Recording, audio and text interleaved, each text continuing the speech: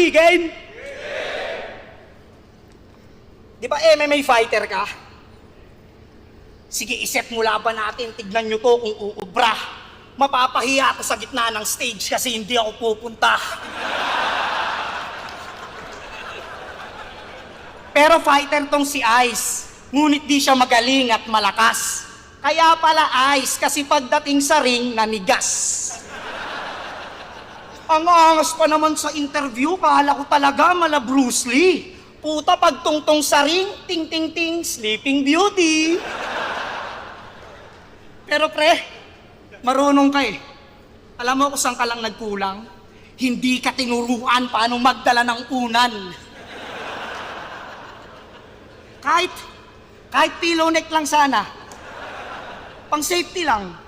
Di mo type? Matutulog ka lang pala sana ang sinalihan mo, pillow fight. Pero maswerte ka pa rin kasi walang AI.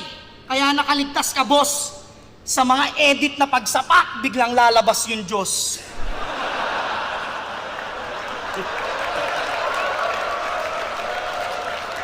Pero kung ako nakalaban mo nun, mas malala aabutin mo sa akin. Sa backstage pa lang, sasapakin na kita habang kumakain. Susuntok-suntokin ko yung mukha mo kahit na dumugo pa. Sasabihin ko sa management natin, ikaw nanguna. De, joke lang. Hindi ako ganon. Pagdating sa octagon, estilo ko kakaiba. Lalapit ako sa'yo, tapos yayakapin kita. Sabay ipaparamdam ko sa'yo kung gaano ka kahalaga.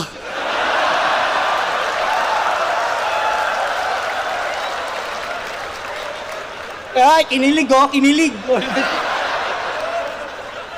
De, yung gagawin ko sa'yo, promise masaya. Ilalak ko yung legs mo, tas kikilitiin kita sa paa. Mag-ulula. Maramang marami na naman magagalit.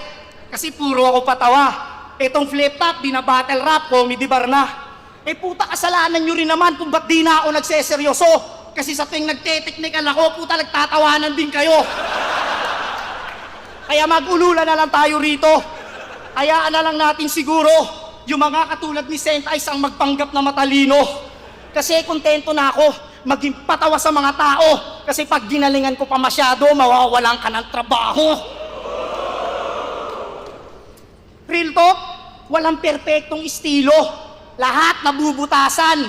Walang matalinong tao. Lahat nagugulangan. Alam mo kung anong kailangan? Pagdating sa laban, walang iba kundi ang mga judges pakisamahan.